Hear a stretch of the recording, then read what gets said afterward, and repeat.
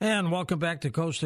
George Norrie back with Mark Zicree. He has written and produced hundreds of hours of series of TVs, pilots, and feature films for most of the major studios and networks. Mark has just founded Space Command Studios, a production company based in Los Angeles and London dedicated to making TV series and films that are socially relevant and inspiring. Among the many projects currently in preparation and pre-prep or post, he and his wife Elaine are writing, directing, producing Space Command, that epic science fiction series, and their Showrunners Network, a slate of 6 TV series co-created with some of the top creative showrunners working in television today. His latest book is called Greenlighting Yourself. He's also written The Twilight Zone Companion. Mark, welcome back, my friend. How are you? Oh, I'm great, George, and it's great to be on the show. It's great to hear your wonderful voice. 5 months of a writer's strike is over. Yes. Hallelujah. Yes, absolutely. Are the writers happy with the deal? Yes, they are. And but I mean, what a science fiction world we live in, where one of the issues was AI writing movie and TV scripts. I mean, that if Rod Serling were here, he would certainly be writing about that, no doubt. Though actually he did write about it back on the Twilight Zone, about computers taking over and robots taking over. So he would be no stranger to this idea. How come this thing lasted so long? Well, there's these big companies that own the studios, the networks. There's only a few of them, and they're big monoliths. And so I think they wanted to wear the writers down a little, kind of have them exhaust their savings a bit. Fortunately, Elaine and I were just fine, and it wasn't, I mean, I've been through many strikes before, but I'm really glad it came to a resolution and that the writers got what they needed. So it's really the right solution. Oh, that's good. Did your Space Command show continue to produce, or did you have to put that on hold? No. Interestingly enough, we're as well as being in the Writers Guild, we're also SAG signatory, because we hire actors who are in the union, of course. And SAG gave us a waiver where we could continue shooting, because we were a small independent company that had a long-term relationship with them. They were mainly just striking the big networks and studios. Those are sort of the guys with all the big bags of money. Are you bullish on Hollywood, Mark? Do you think things are going the right way now? Well, I think the moment an artificial intelligence writes a hit movie, that's going to be very problematic, But basically, I mean, I'm living the dream, George. I'm writing and directing and producing this wonderful space-going show. It was my dream since I was 10 years old and went on the Star Trek set when I was a kid. And so for me, I'm able to create what I want to create and work with people I want to work with. So I'm certainly happy, and I can reach a vast audience, millions of people via my YouTube channel. So it's pretty wonderful. Great. We'll talk about the YouTube channel in a second and Space Command. Yeah. But tell us about Greenlighting Yourself, the book you wrote last year. Yeah. Well, when I started in the industry, when I sold my first short story when I was 19 and was writing for TV by the time I was 22 or 23, writing the Twilight Zone book started when I was 21. And back then, the only way you could reach a mass audience was through the studios and the networks if you wanted to work in TV or film. Well, now that's completely different. Now, if you just have a YouTube channel and you crowdfund on Kickstarter and, you have the internet and all of that, it's a totally different world. And I run a roundtable where I mentor a lot of young people in the industry, and they were so frustrated. They were saying, "Oh, well, the studios and the networks won't let me have my dream." And I said, science fiction never predicted that everyone would have a video camera in their pocket. And so I wanted to share with them what I've learned, which is the new way of doing TV. My fans have given me over $4 million to shoot Space Command, open my own studio. And I wanted to share that with everyone who wanted a career in film or TV or even books. And say it's not a mystery. It's like a cookbook, like they say in To Serve Man. It's a cookbook. And that's right. And so it's really wonderful to be able to. And it's not just my story of how to break in and have a thriving career. I also talk to a lot of my friends who run a lot of the different TV shows and found their stories as well that were very, like Guillermo del Toro and Ray Bradbury. Some of the things Ray told me. He was a dear friend and we were both huge fans of his, you and I. And so there were stories that Ray told me about how he broke in and built his career. And I thought that would be of use to the aspiring writers and directors and actors. I've still got his letter that he sent me on my bulletin board back in Los Angeles when we wrote that editorial about his I Sing the Body Electric. Yes. One of his classic Twilight Zones. Yeah, a wonderful guy. Are science fiction minds the same as they were years ago, or are they different? They're different. And, it's interesting. One of the reasons I did Space Command was because I wanted to write something that would inspire me, like the original Star Trek and Twilight Zone and Outer Limits inspired me when I was a kid. I wanted something that would inspire the audience and say we have a future worth living in. I think a lot of the writers now, they're tending to look inward rather than toward the stars. Ray Bradbury and Robert Heinlein and Arthur C. Clarke and Isaac Asimov, they were visionaries. And when I was growing up, the space program was hand in glove with the science fiction writers. And so it really felt like there were limitless possibilities. And I still believe in that. But a lot of my friends who write science fiction have much darker visions. And I don't think that's necessarily helpful when you're sending a message to the audience. You don't want to say, well, there's no hope, because then there's nothing they can do with that other than curl in a ball and moan softly. Whereas if you say, yes, we can reach across boundaries and barriers, if we come with a good heart and compassion, we can create a future worth living in. And that's always been the message of what I've been up to. What got you to fall in love with the Twilight Zone, Mark? Oh, my God. What's not to love? George, exactly. It's such an amazing show. I produced the Twilight Zone Blu-ray set, and I was able to do 52 audio commentaries on the episodes, and to sit down with those directors and those actors and those writers and the producers and just study these episodes. They're just jewels, and you can watch them over and over and over again because they're deeply human and deeply. I mean, Rod Serling had such insight into the human heart, and he and the other writers told such great stories. Kick the Can by George Clayton Johnson is such a wonderful episode. So many of them are, and you just they're gorgeously acted and written and directed and shot. The music by people like Bernard Herrmann and Jerry Goldsmith, who became who were the great movie composers. They're composing for Twilight Zone because the scripts were so good. That's what got everyone else of quality to come aboard, because Rod was such an amazing writer. Now, Rod oversaw everything. What % of the shows did he write? There were 156 episodes total over a 5-year period, and he wrote 92 of them himself. Wow. A huge number. And he was also writing things like 7 Days in May, the movie, during this period. So it's just an amazing output. But he would dictate his scripts. He would lie by the swimming pool back of his house and speak into a recorder, and then his secretary would type up the scripts and make little hand corrections. And so he could write very, very fast, and but just amazing range and depth. I mean, week after week, pouring out these phenomenal scripts. Just no one has ever equaled that output ever. Did it take him a while to sell the Twilight Zone? Yeah, it did. Interestingly enough, he never really wanted to be a science fiction writer. That wasn't his ambition. But when he was the big dramatist of television in the 50s, but every time he tried to write about race or social issues or politics, the censors wouldn't let him. The notes would render the script meaningless, at least to him. And so even though he's the highest paid writer in television, he wanted something where he could slip these messages about humanity through, and the censors wouldn't notice it. And he realized if he wrote science fiction, that he could get past the censors, which worked perfectly. And but he wrote 4 pilots for Twilight Zone before the final one got the series greenlit. And he was just not going to say, he wasn't going to stop. He wasn't going to take no for an answer.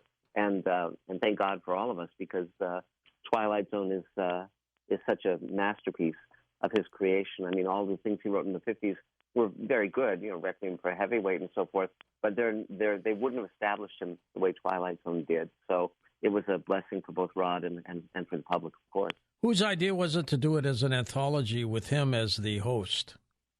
Well, the funny thing was he always envisioned it as an anthology. During the 50s, when he sort of grew up in television as a writer, there were a lot of anthology shows, and so he was very comfortable with the half-hour form, and he liked that sort of television short story. But he wasn't intended to be the host at all. Originally, the original pilot was a guy that was narrated by a guy named Westbrook von Voorhees, who had done the March of Time, and it had this big booming voice.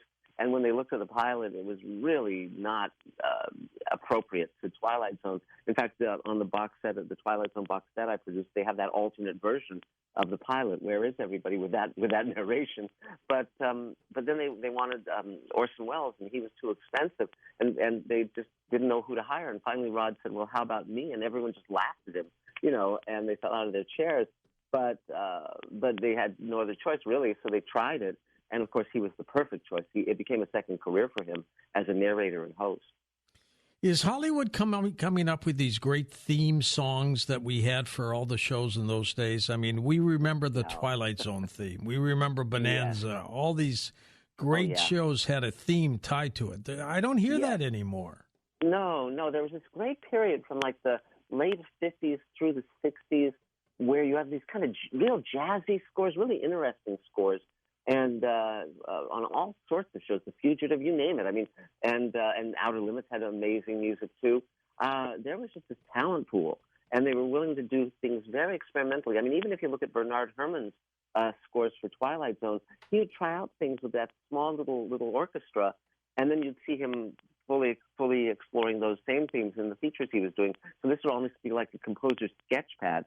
And so these were really wonderful composers, and I love those themes. When I was a kid, I actually recorded a whole bunch of TV themes on a cassette just to listen to them over and over and over again, and it was really fun, really, really fun. That's great. How did you get interested in the Twilight Zone? What was it that sparked your interest? Well, I was always sort of a science fiction kid, from when I was little, and Twilight Zone, it was syndicated in the afternoons here in Los Angeles. 5 days a week, and so I lived around the corner from my elementary school, so I would come home and turn on the TV, and there it would be, and they were just wonderful. I mean, all of the kids watched Twilight Zone. We all knew those stories, and we'd share them with each other and around the campfire, as it were, and they were just, the great thing about Twilight Zone is, you can be a kid, you can be an adult, you can be a man, you can be a woman, you can be any background at all, and those stories will still resonate. They'll still pack a punch, and they hold up. I mean, it's amazing. I'm to this day, I'm talking to young people who just love the show, and a lot of other things they don't want to see, black and white, but for some reason, Twilight Zone, black and white fits it perfectly, and of course the visuals are astonishing. It's the best black and white photography ever done on television. What was the name of the show that went to color after Twilight Zone that he did? Night Gallery. Night Gallery, that's right. Yeah, and it's got some good episodes, but he didn't have the same control over it. He was very unhappy, and so, but it's but still, there's some jewels amongst the lesser efforts on that show. The batting average on Twilight Zone was much higher. And you met your buddy Billy Mooney, didn't you, when he was a kid? Yes. I was homesick one day, and I was a fan of Lost in Space, and I pulled out the big phone directory, the white pages, which they don't have anymore. And I called the stars of Lost in Space, and mostly it was just people with the same names. But Billy's dad was in that phone book, so I called, and Billy's mom answered. And I said, "Is Billy there?" And he came to the phone, and as soon as I was over the cold, I was staying home with a cold in my pajamas, and 7 years old. And but as soon as I was well, my mom took me to his house, and we traded comic books. And then, of course, I interviewed him when we did the Twilight Zone Companion, and I worked with him when I wrote for Babylon 5, and I cast him in Space Command. And it's just, being able to take this journey together over all these years has been just really an honor and enormous fun. What's his role in Space Command? He plays a character named Greg Mazzy. He's sort of like a combination of Elon Musk and Steve Jobs. He creates these artificial humans that he views as machines, and ultimately, one of them, played by Doug Jones of Star Trek Discovery, rebels, and he becomes basically the Spartacus of the androids and leads a rebellion. And but ultimately, Greg Mazzy sees sort of the error of his ways, and he continues throughout the show as a character who has many adventures and is really quite lovable in its sort of flinty, brilliant way. So it's really, really fun. And how many episodes of Space Command have you done now? So far, we just finished shooting the 6th hour of the 12-hour season, and but we now have all the sets, all the costumes, all the props we need to shoot the rest of the season. So now, we're just ongoingly raising money, and now we're starting to talk to the distributors. Now that the strike is over, I can actually take the show out and and talk to the buyers. And but meantime, I can show it on Mr. Sci-Fi. I can sell the Blu-rays and DVDs, all of that stuff. And for the 6th hour, we just finished the rough cut of it, and it's really fun. It's really got wonderful sequences. They're giant robots and 8-foot tall aliens and alien spaceship sets, and it's everything a kid could want. And you always wanted to do it with private funding. Why didn't you want to go after the networks or bigger venues for that? Well, because I've written for all the major studios and networks, hundreds of hours of TV, and and I've been very lucky. I've gotten a lot of work done that I really am very proud of via that route. But with this, I didn't want to take the risk that they would cut me off at script or cut me off at pilot or give me notes that I would have to listen to because they were writing the checks and those notes might ruin the show. So I never raised money before, but I because I mentor all these young people, they were talking about crowdfunding and Kickstarter. And I said, well, let's try it. And our first campaign, our target was $75,000 to raise in 2 months. We raised that in 3 days, and ultimately in that campaign, we raised $221,000. My God! So I've raised about half the money from crowdfunding. In fact, we're about to start a crowdfunding campaign in the next couple of weeks for the box set, to finish the box set, the first 6 hours of Space Command. But I've also been selling investment shares for $7,500 each, and people from all around the world have stepped up to buy shares and help get this vision made. And if the show sells to a buyer, they'll get a return on investment. But that's not really why they're doing it. They're doing it because they want something hopeful. They want something that's about honor and bravery and empathy. And I always talk about active empathy, active compassion. It's not enough to just look across the street and see some guy who's down on his luck and say, "Oh, that poor man," and walk on. You have to take action for compassion to be worth having. It's not enough just to feel bad that someone's suffering. You have to do something about it, and that's where it's not a political issue at all. It should come from a good heart, and there are people with good hearts on every part of the spectrum. I don't need to get into political arguments with people. I'd rather say we all want a good future for our kids. We all want people to not be suffering. We all want everyone to get a square break. So there's things we can all agree on. And it's kind of cool for people to say, I own part of that film. Yes. Well, our investors are welcome to come on the set. We'll put them in a spacesuit and put them on camera. We invite them to Comic-Con. We get them in on Comic-Con and take them to a nice meal. And they're always welcome to be part of whatever we're doing. And it's funny because when I went to that Star Trek set when I was a kid and sat in the captain's chair and stood on the transporter and all of those things, it was just such a magical world. And now when I step onto my own spaceship sets, we've got three sound stages now, 2 small ones and a big one, and 30 spacesuits, all this stuff, and it's just so amazing. It's magical. And so when I bring people to the studio and see their eyes light up, it's just it's really, really a thrill. Mark, we're going to take a short break. We'll come back and chat more. Mark has a website presence, YouTube. He's on YouTube as well. We'll tell you about that. He's on Twitter, X. He's on Instagram. He's all over the place, but we'll tell you more about that.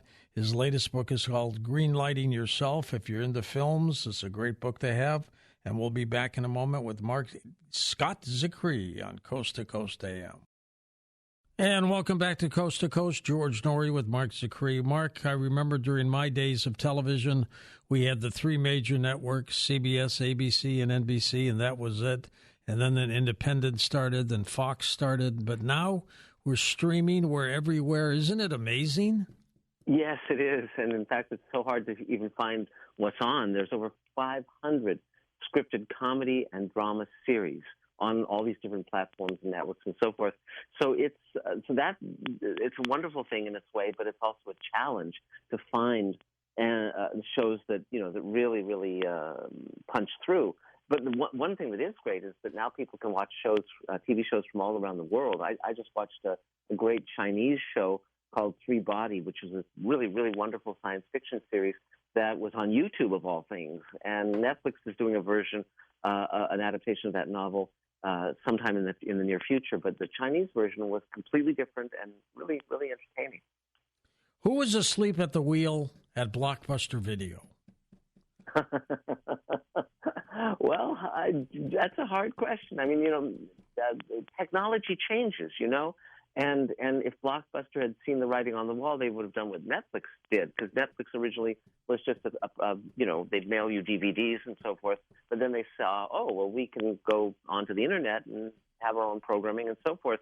And now, of course, they're a behemoth, but things change. Blockbuster was wonderful in its day, but they didn't keep up with the times, and that's what's so important. And I mean, it's funny because a lot of my friends came up in television when I did years ago, and they haven't kept up with the times. They're still longing for the days of 3 networks and so forth.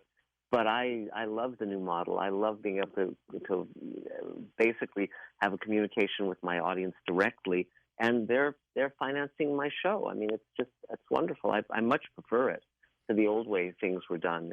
I wouldn't trade it for the world. I bet somewhere in Blockbuster's files there's a memo from some young kid to his boss that said something about, we're in bricks and mortar, we're physically DVDs. Those days are going to be gone.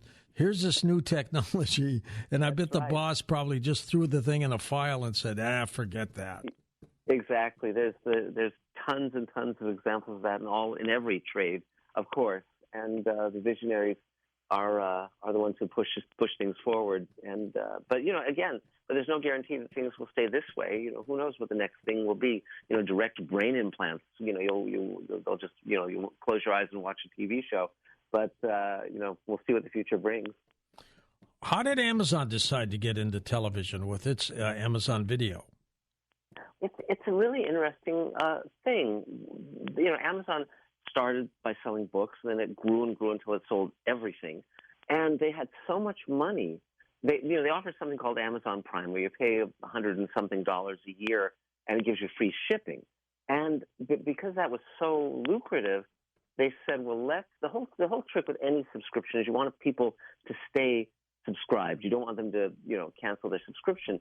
So I think after Netflix kind of came up and was successful, they said, well, we could create a network of our own. We could have streaming as just a perk for Amazon Prime, and it worked. And in a way, it gives them a lot more fluidity in terms of they're not in just one business. Whereas Netflix, they have a limit to how many subscribers they can have, and then they have some problems with their financial model, whereas Amazon won't, nor will Apple. A lot of any of the companies that have thriving other businesses, they can stand a lot of failures in terms of the TV shows and movies they create, and still keep going. How are you doing with your Mr. Sci-Fi YouTube channel?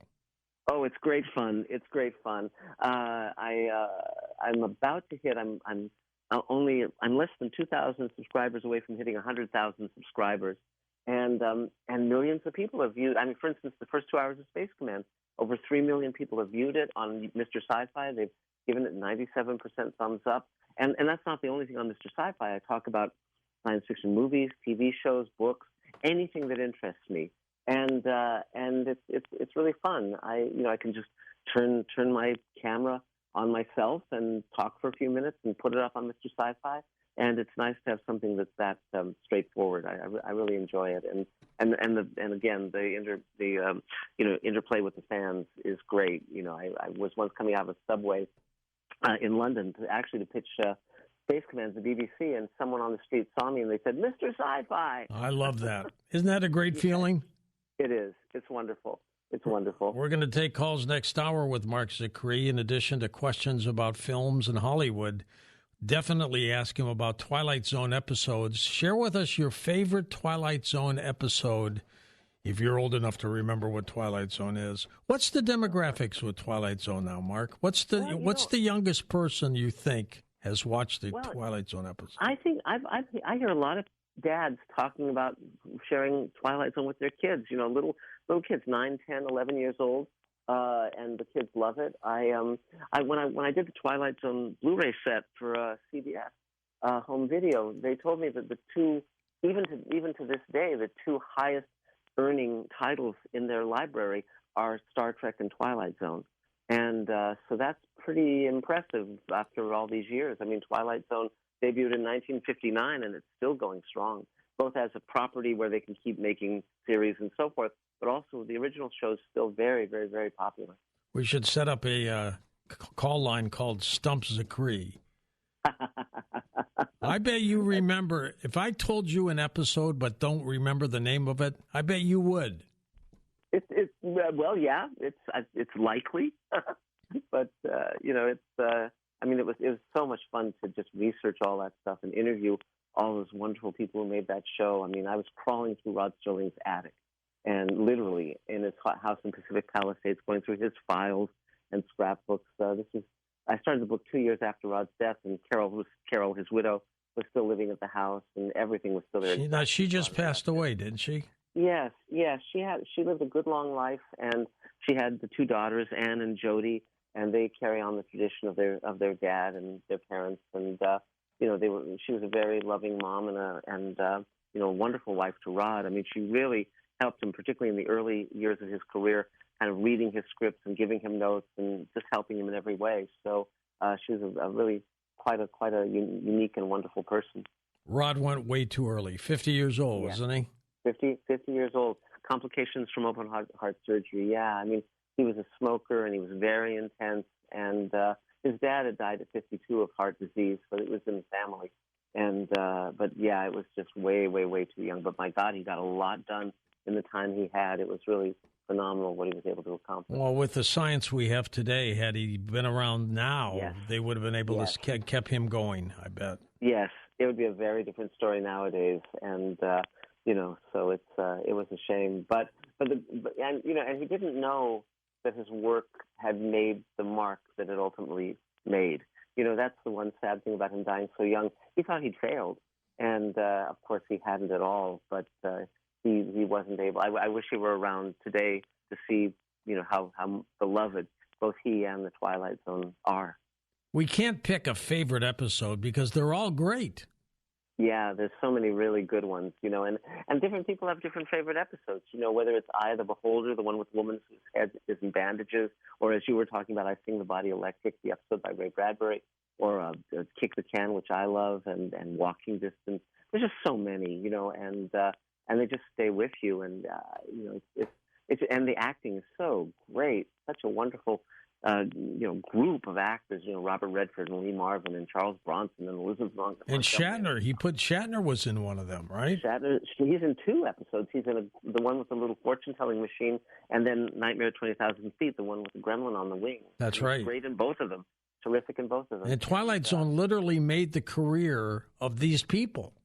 Yes. The ones who are young and up and coming, it would help put them on the map. And that was true of directors, too. Nightmare at 20,000 Feet was directed by Richard Donner, who went on to direct the Christopher Reeve Superman and Lethal Weapon and tons of movies that were hits. The Omen, and so these guys really had talent. They were very good at picking talented people in every department. It was Rod and then his producer Buck Houghton for the first three seasons. Buck was really he was very simpatico with Rod, and they worked just brilliantly together. When Robert Redford played that police officer in that Twilight Zone episode, yes, had he Nothing in the Dark? Had he starred in anything else prior to that? He did a few little things, but nothing that was huge. But that episode, the lovely thing is these are such tour de force opportunities for actors. I mean, that's mainly just him and Gladys Cooper in a room. She's afraid that death is going to come in some disguise and lure her out of her apartment and take her away into death. And he's she hears a gunshot and he's a wounded policeman and he begs her for help and she brings him into her apartment and they form this friendship and they talk. And Gladys Cooper was an old woman by that point. She'd been acting for decades, but Robert Redford was this amazing beautiful actor, physically beautiful, and again, it's one of the great Twilight Zone episodes. It's a classic, but also it talks about death. It really explores its subject. It's not shallow. It has a profound quality to it, a profound wisdom. And it's amazing because although it's about death and old age, and of course George Clinton Johnson, who wrote that episode, also wrote Kick the Can, which is about old age. He was like in his late 20s, early 30s when he was writing those episodes. So these were, for the most part, very young men writing these episodes of Twilight Zone. Rod was in his early 30s when Twilight Zone debuted. Wow. Now, if I remember Kick the Can, at the end when the kids were when the adults were kicking the can, didn't they turn young? Yes. Except the one grumpy guy who didn't participate.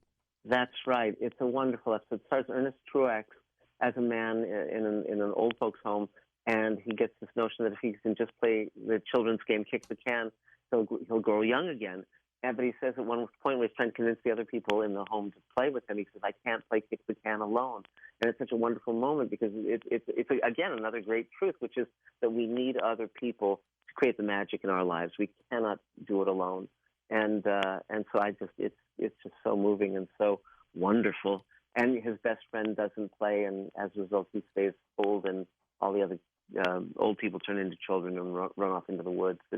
It's such a sad and bittersweet and wonderful, perfect ending. Oh, one of the episodes I liked, Mark, was the one about the fallout shelter. Yes, that's called The Shelter, and and there's a number. Again, it's interesting to note that Twilight Zone was done at the height of the Cold War, and so nuclear annihilation was on everybody's minds, and as it is today. Jeez. Yes, and so Rod returned to that theme often. Time Enough at Last with Burgess Meredith, where he's the last man on Earth. He just wants to read books. And the shelter, where the people are going to the shelter, and who will get into the shelter, who will survive, who won't, and all of these great episodes. There's another one with Joseph Wiseman called One More Pallbearer, where he ends up in a nuclear Armageddon, nuclear destroyed landscape. These are, and then of course there's the episode with Charles Bronson and Elizabeth Montgomery as an American soldier and a Russian soldier, who are sort of like the last two people after World War III. It's a great episode. So but see, one thing that also I think made Twilight Zone really deep emotionally, and was the fact that these guys, for the most part, Richard Matheson and Rod, they'd been through World War II, so they had experienced a lot. They'd seen life and death. They'd seen suffering, and I think that so when Rod's writing, for instance, there's a great episode called "The Purple Testament" about these soldiers fighting in the Philippines during World War II, and one of them can see death on the face of the next soldier who's about to die. And it's a wonderful episode, and just feels like you know that the guy who wrote that episode, Rod Serling in this case, lived that experience, that grimy, exhausted, world-weary, terrified life. And he did. That was his life, throughout the war.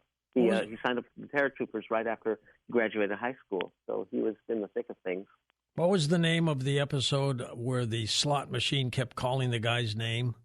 The Fever, yes, Franklin, yes, absolutely. Yes, and that's Edward Sloan, and it's a great one.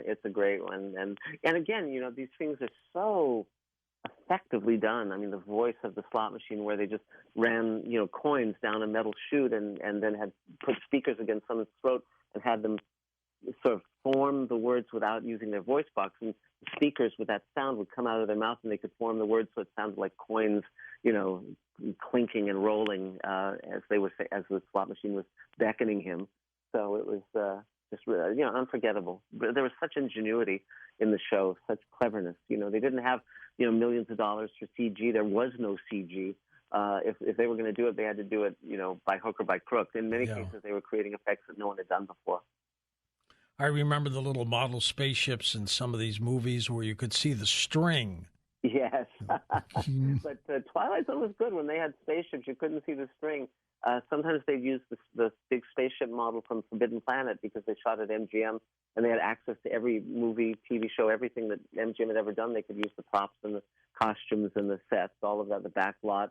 When I was a producer on Sliders at Universal, I was able to do that exact same thing because I'd learned from Rod's example. And so we were using stuff from 12 Monkeys and Best Little Whorehouse in Texas and on and on. It was really spectacular. Time Cop, it was at Jurassic Park. I mean, and that's what I'm doing with Space Command now. I acquire props and costumes and sets from big budget science fiction movies and TV shows, and that augments what we build from, a lot of our stuff is designed from scratch, but then we can augment it with these spaceship consoles and so on and so forth. It's really great. I love it. Have you ever met Dick Wolf? He's a great producer, isn't he? I've met him a couple times, yeah, and I mean, he's really managed to get Law and Order to have some legs, and I mean, it's just astonishing. And you know, there's certain people who are sort of the giants of the industry, and he's certainly one of them. He's you know, one of them. It's amazing, and also, you know, when you sell your shows, when you get to create what you want to create, I've been very lucky too. In the fact that 95% of what I've written or more has gotten made. But so many writers are so frustrated and their work doesn't get filmed. I've been very lucky to work in television, where everything you write you get shot, and that's very empowering, and you also learn a lot. All right, Mark, hold on. We're going to come back in just a moment here on Coast to Coast AM.